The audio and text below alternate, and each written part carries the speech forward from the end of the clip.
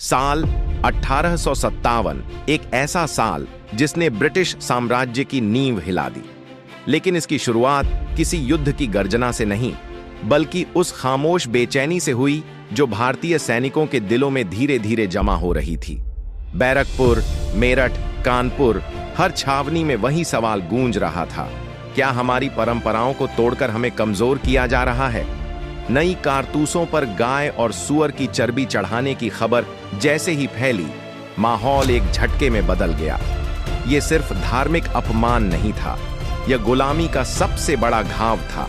रात गहराई, पर मेरठ की हवा में हलचल थम नहीं रही थी। 10 मई की शाम जब सिपाहियों ने अंग्रेज अधिकारी को चुनौती दी, तो विद्रोह की पहली चिंगारी खुलकर भड़क उठी। घोड़ों की टापें, गोलियों की आवाज और भागते अंग्रेज। एक ही रात में पूरा शहर बगावत का किला बन गया। अगले ही दिन दिल्ली का लाल किला, जहां बहादुर शाह जफर अपनी उम्र की ढलती शाम में खड़े होकर इतिहास को एक नई सुबह दे रहे थे।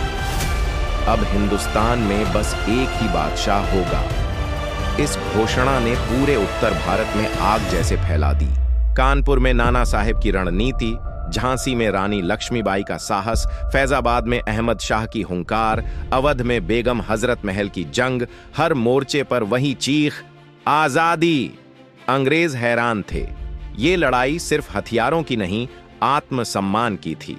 गांव-गांव में किसान उठ खड़े हुए, कारीगरों ने हथियार बनाए और आम लोगों ने पहली बार महसूस किया कि उनके दिल में भी एक सैनिक बसता है।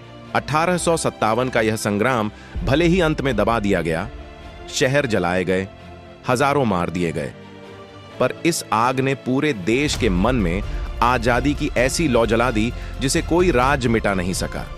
इसी विद्रोह ने भारत को वो रास्ता दिखाया जिस पर चलते चलते 1947 का सूरज उगा। अगर आप भी मानते हैं कि 1857 सिर्फ एक बगावत नहीं बल्कि आजादी की पहली दहाड़ थी, तो पास्टोरिया फैक्ट को अभी सब्सक्राइब कीजिए।